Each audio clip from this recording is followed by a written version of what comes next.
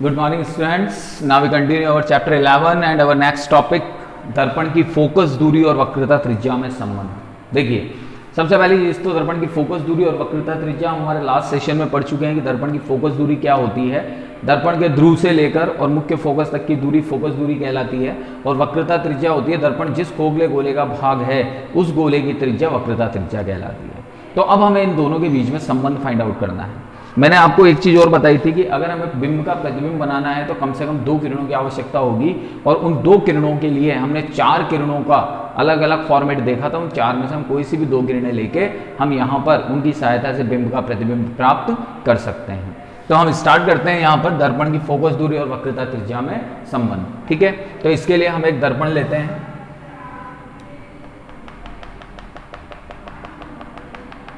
ये दर्पण है, ये अवतल दर्पण है हमारा। ठीक है, और ये इसका मुख्य अक्ष है। ठीक, यहां पर सबसे पहले हम मुख्य अक्ष के समानांतर एक प्रकाश की किरण चलाते हैं। तो ये मुख्य अक्ष के समानांतर एक प्रकाश की किरण चलती है इस तरह से। ठीक है, इसको मुख्य अक्ष को हम नाम दे देते हैं एक्स देश। ये मुख्य अक्ष हमारा, इसको नाम दे दिया हमने एक्स देश। ये आपका ध्रुव है, इस ध्रुव को नाम दे देते हैं पी मतलब पोल यानी ध्रुव। तो यहां से एक प्रकाश की किरण AM मुख्य अक्ष के समानांतर जाती है तो दर्पण पर आपतित होती है। आपतन के पश्चात इसका परावर्तन होता है और परावर्तित होकर ये मुख्य फोकस से गुजरती है।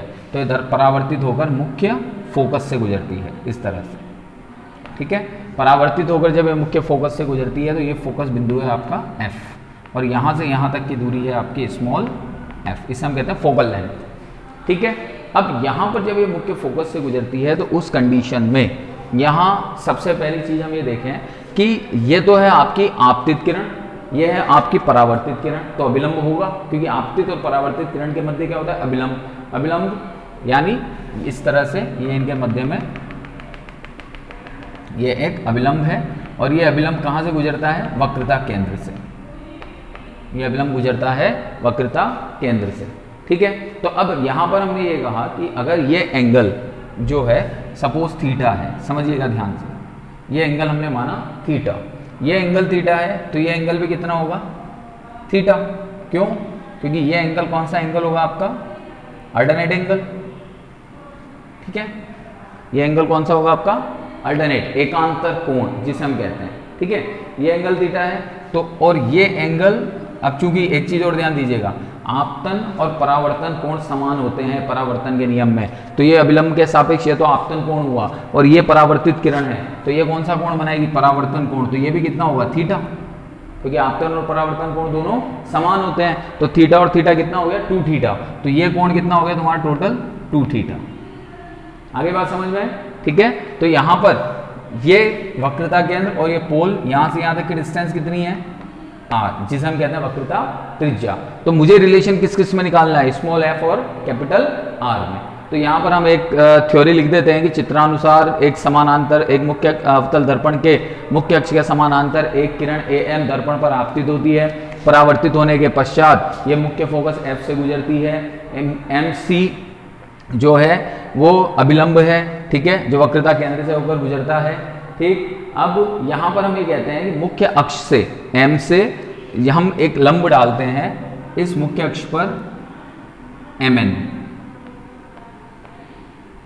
मुख्य अक्ष पर एक लंब डालते हैं MN। अब यहाँ पर एक छोटी सी चीज देखी जाती है कि दर्पण का द्वारक हम क्या लेते हैं, छोटा लेते हैं। दर्पण का द्वारक हम जितना छोटा लेंगे उतना ही ये बिंदु N और P एक दूसरे के नजदीक आते जाएंगे। जैसे ये दर्पण है, अब मान लीजिए ये दर्पण मैंने ये ले लिया तो ये बिंदु यहाँ आ गया। ये दर्पण मैंने और छोटा ले लिया, सपोज ये ले लिया तो ये बिंदु यहाँ आ गया। तो इसका मतलब ये बिंदु और ये बिंदु क्या होते जाएंगे, एक दूसरे के नजदीक आते चले जाएंगे। तो इसको हम कोइंसिडेंस यानी संपाति मान सकते हैं, इमेजिन कर सकते हैं। तो हम यहाँ पर यही मान के चलते हैं कि जो द्वारक लिया गया है ये द्वारक अत्यधिक छोटा है। जो दर्पण हमने लिया है ये छोटे द्वारक का है, इसलिए N और P लगभग क्या माने जाते हैं, समान। तो इस चीज को मैं यहाँ लिख देता हूँ, चूंकि द्वारक अत्यधिक छोटा होने से MN अप्रॉक्स इक्वल्स टू क्या हो जाएगा, MP। ठीक है, तो अब यहां पर हम देखते हैं, देखिएगा इन ट्राइंगल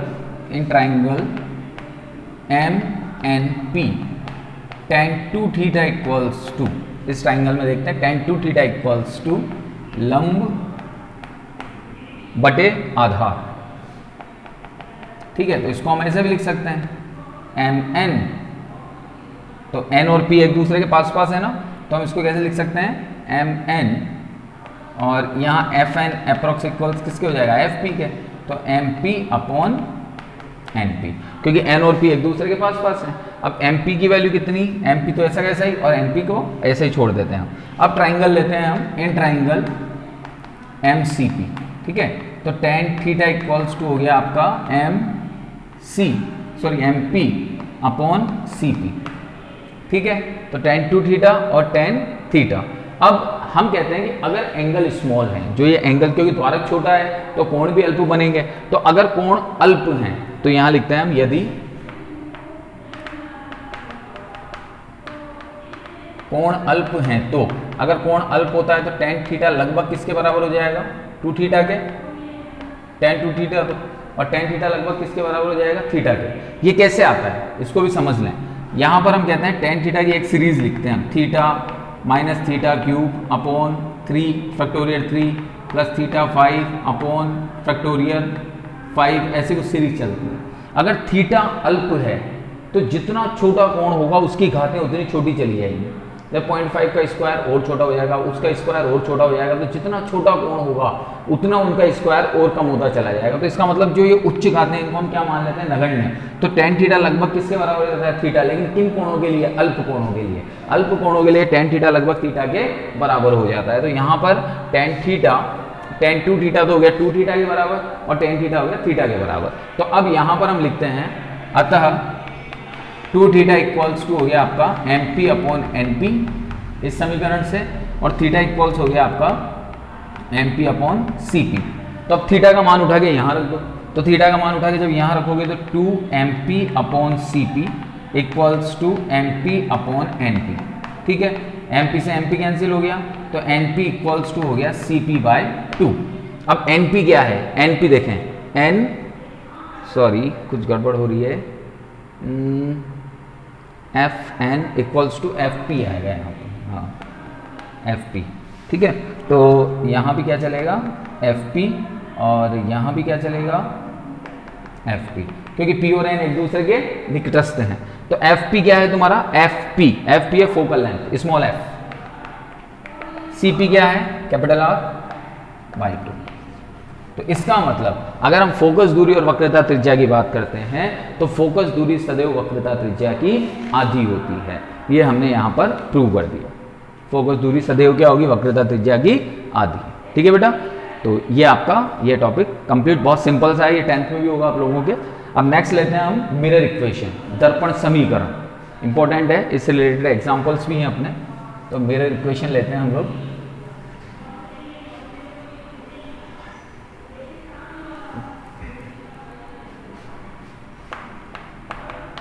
दर्पण समीकरण,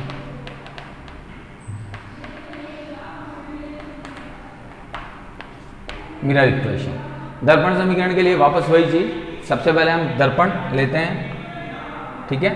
ये अवतल दर्पण हमने ले लिया, ठीक। इस अवतल दर्पण पे सबसे पहले हम प्रकाश की किरण आपतित करते हैं। पहले यहाँ पर एक बिंब रखा हुआ है ए बी, ये बिंब है आपका ए बी, ठीक है। ए बी से प्रकाश की किरण आपतित करते हैं। पहली प्रकाश की किरण तो मुख्य अक्ष के समानांतर, तो मुख्य अक्ष के समानांतर प्रकाश की किरण आपतित हुई। परावर्तन के पश्चात कहाँ से गुजरेगी ये फोकस से, तो परावर्तन के पश्चात ये गुजरी फोकस से पहली किरण। तो दूसरी किरण हम ले लेते हैं ध्रुव पे, ठीक है।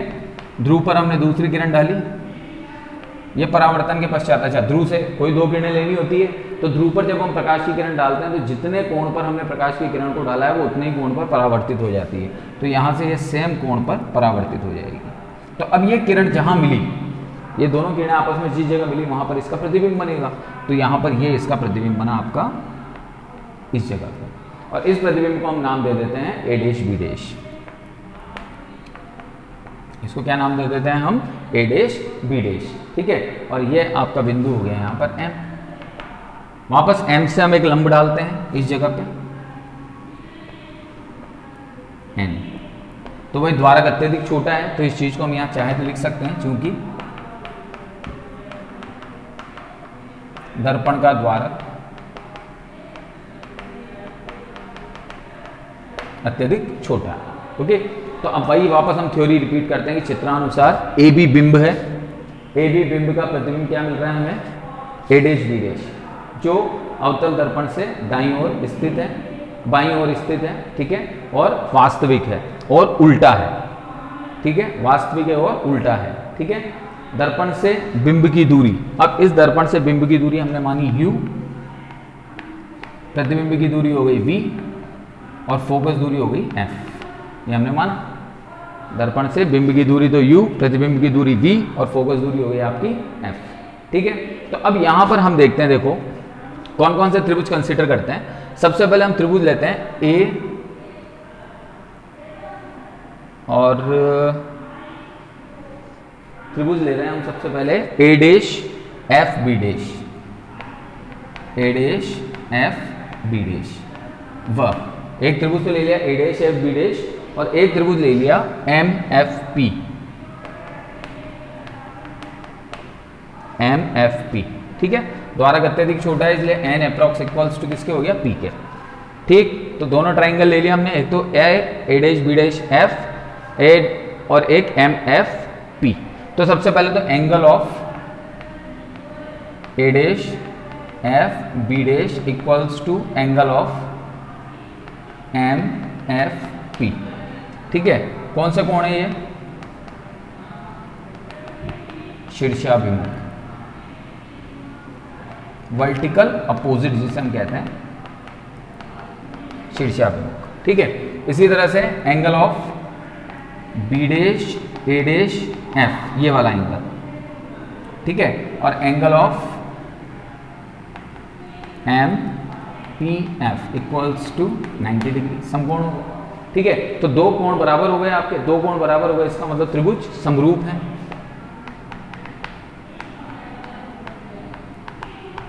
और समरूपता की कंडीशन क्या होती है कि भुजाओं के अनुपात आपस में बराबर होते हैं, तो यहाँ समरूपता की हम कंडीशन लगा देते हैं। तो समरूपता की कंडीशन हमने लगाई, तो A dash B dash upon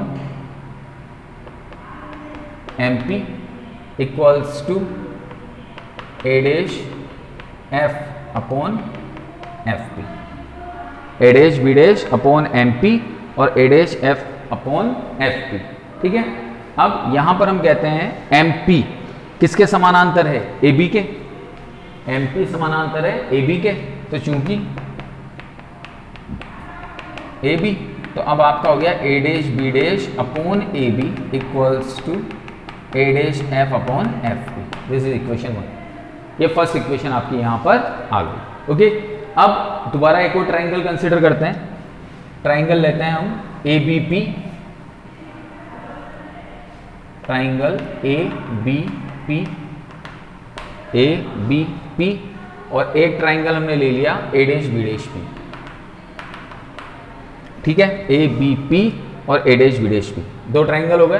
अब ए बी पी में सबसे पहले angle of B A P equals to angle of B dash A dash P 90 degree, ठीक है। अब एक एंगल आपका है B P A equals to B dash P A dash, परावर्तन के नियम से, क्योंकि परावर्तन नियम से हम क्या कहते हैं, आपतन कोण और परावर्तन कोण दोनों आपस में समान होते हैं, तो परावर्तन नियम से ये कोण और ये कोण दोनों आपस में क्या हो गए, बराबर हो गए, ओके। अब वापस वही, अतः दोनों त्रिभुज समरूप है। अब समरूप हैं तो वह अनुपात ले लो, A dash B dash upon A B equals to A dash P upon A P, ठीक है। तो समीकरण 1 और 2 देखते हैं। अब देखिएगा समीकरण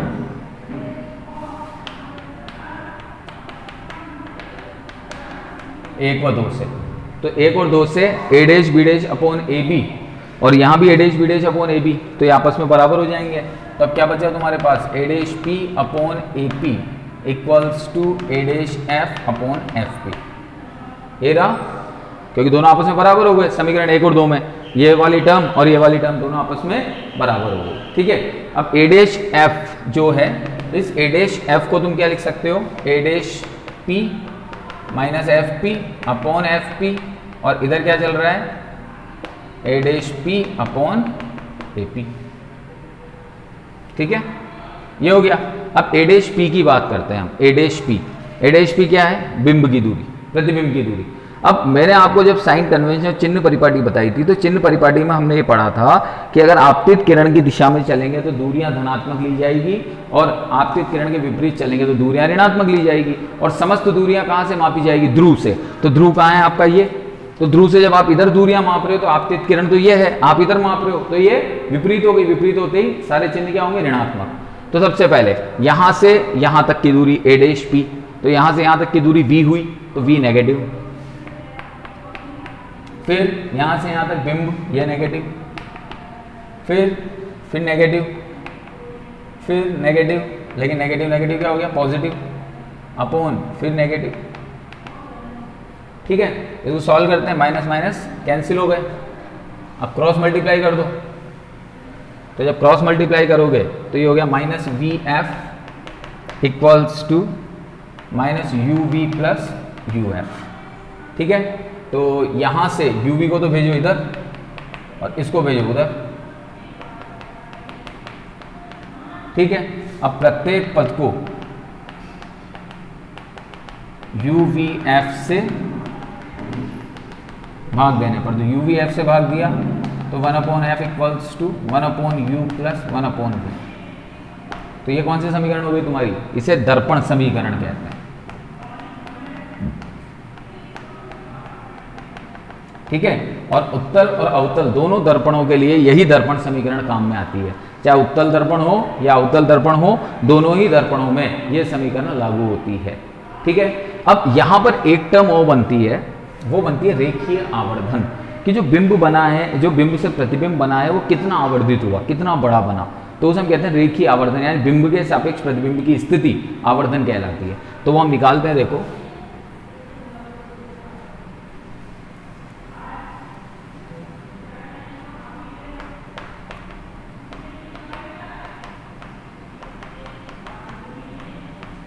रेखीय आवर्धन स्मॉल एम। ओके, अब रेखीय आवर्धन की जब हम बात करते हैं तो प्रतिबिंब के आकार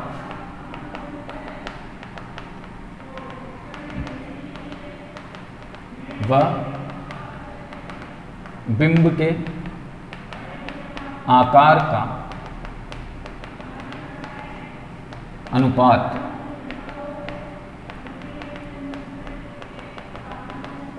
रेखीय आवर्धन कहलाता है। ठीक है, ये माना हमने H2, ये माना हमने H1। ये बिंब प्रतिबिंब का आकार हो गया, ये बिंब का आकार। मैंने आपको लिखाया था कि मुख्य अक्ष के लंबवत जो भी लंबाई होती है, जो भी दूरी होती है, वो पॉजिटिव होती है ऊपर की ओर, और नीचे की ओर होती है तो वो नेगेटिव होती है। ठीक है, तो यहाँ पर जो ऊपर की ओर दूरी होगी वो तो नेगेटिव, और नीचे की ओर दूरी होगी जो पॉजिटिव। तो इसको हम स्मॉल एम से डिनोट करते हैं। तो प्रतिबिंब का आकार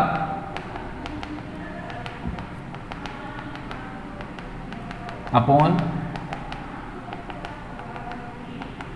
बिंब का आकार, तो माइनस H2/H1, ये हो गया। ठीक है, अब यहां पर हम बात करते हैं प्रतिबिंब के आकार और बिंब के आकार की। तो प्रतिबिंब का आकार यहाँ क्या है, ए डैश बी डैश, और बिंब का आकार क्या है, ए बी, यही है। तो A dash B dash upon A B हम लिख सकते हैं इसको। तो यहाँ पर हम लिखते हैं A dash B dash upon A B, और A dash B dash upon A B अभी दर्पण समीकरण में किसके बराबर था, A dash P upon A P के, और ये क्या चल रहा है, माइनस H2/H1। तो ए डैश पी क्या है आपका, माइनस वी। तो m बराबर, अब देखते चलिएगा, देखिए A dash B dash upon A B हो गया ना, ये इसके बराबर है और ये इसके बराबर है, तो इन दोनों को ले लेते हैं। ठीक है, तो इन दोनों को लिया तो ए डैश पी तो हो गया तुम्हारा minus V, then minus U, this is minus H2/H1। तो m equals to V by U equals to minus H2/H1। ये तुम्हारे m की वैल्यू आ गई। तो ये तुम्हारा रेखीय आवर्धन आ गया। इस रेखीय आवर्धन की सहायता से हम प्रतिबिंब और बिंब के आकार को निकाल सकते हैं आसानी से। इसी फॉर्मूले को हम कैसे लिख सकते हैं, देखिएगा, इसी फॉर्मूले को हम चाहें तो ऐसे भी लिख सकते हैं, माइनस को इधर भेज दो, तो ये तुम्हारा रेखीय आवर्धन का फॉर्मूला हो गया। ओके, अब रेखीय आवर्धन का फॉर्मूला आने के बाद में हम ये देखते हैं कि इस m की वैल्यू कैसे इंपैक्ट डालती है बिंब और प्रतिबिंब के आकार पर, कि m का मान क्या हो तब बिंब का आकार कितना हो, m का मान क्या हो जब प्रतिबिंब का आकार कितना हो, तो ये हमें देखना है। तो फर्स्ट हम लेते हैं कि यदि m लेस देन 1 लेंगे, अगर m लेस देन 1 हुआ तो इस इक्वेशन से क्या हो जाएगा, h2 less than h1। h2 less than h1 होने का मतलब सीधा सा है कि ये प्रतिबिंब बिंब से छोटा बनेगा। h2 लेस देन h1 होने का मतलब क्या है, प्रतिबिंब लेस देन बिंब, ये बनेगा। ठीक है, इसी तरह से यहां पर अगर m इक्वल्स 1 हो जाता है तो h2 इक्वल्स h1, यानी प्रतिबिंब बराबर होगा बिंब के। अगर m इक्वल्स 1 आ जाता है तो ये मान है, ये जब हम न्यूमेरिकल सॉल्व करेंगे तो वहाँ m की वैल्यू के बेस पे चलेंगे। m ग्रेटर देन 1 अगर हम लेते हैं तो h2 ग्रेटर देन h1, तो प्रतिबिंब ग्रेटर देन बिंब। ठीक है, अब यहां पर दो चीजें हो रही, बहुत इंपॉर्टेंट चीजें समझिएगा। अगर m की वैल्यू पॉजिटिव आती है तो m की वैल्यू पॉजिटिव आने का मतलब क्या है, अगर m की वैल्यू पॉजिटिव आई तो उस कंडीशन के अंदर हमें यह समझना पड़ेगा कि जो बिंब है उससे जो प्रतिबिंब बन रहा है वो कौन सी प्रक्रिया। भाई इन तीन सिचुएशंस में तो ये पता लग गया कि प्रतिबिंब बड़ा बनेगा, छोटा बनेगा या बराबर बनेगा बिंब के, लेकिन अब आभासी बनेगा या वास्तविक बनेगा ये हमें देखना पड़ेगा। तो अगर m पॉजिटिव आता है तो इसका मतलब प्रतिबिंब आभासी बनेगा और सीधा बनेगा। अगर पॉजिटिव आती है m की वैल्यू तो प्रतिबिंब कैसा बनेगा, आभासी और सीधा। और अगर m की वैल्यू नेगेटिव आती है तो वास्तविक और उल्टा। ठीक है, अब इसको देखते कैसे हैं, देखो m इक्वल्स -2 है, अब समझिएगा थोड़ा ध्यान से। m इक्वल्स कितना आया, -2। अगर m -2 है तो ऐसा नहीं कि -2 का मतलब ये लेस देन 1 वाले कोटे में चला जाएगा, गलत। आपको दो चीजें देखनी पड़ेगी, चिन्ह और आंकिक मान। सबसे पहले चिन्ह देखेंगे, चिन्ह देखा माइनस है साहब, माइनस होने का मतलब है कि प्रतिबिंब बनेगा वास्तविक और उल्टा।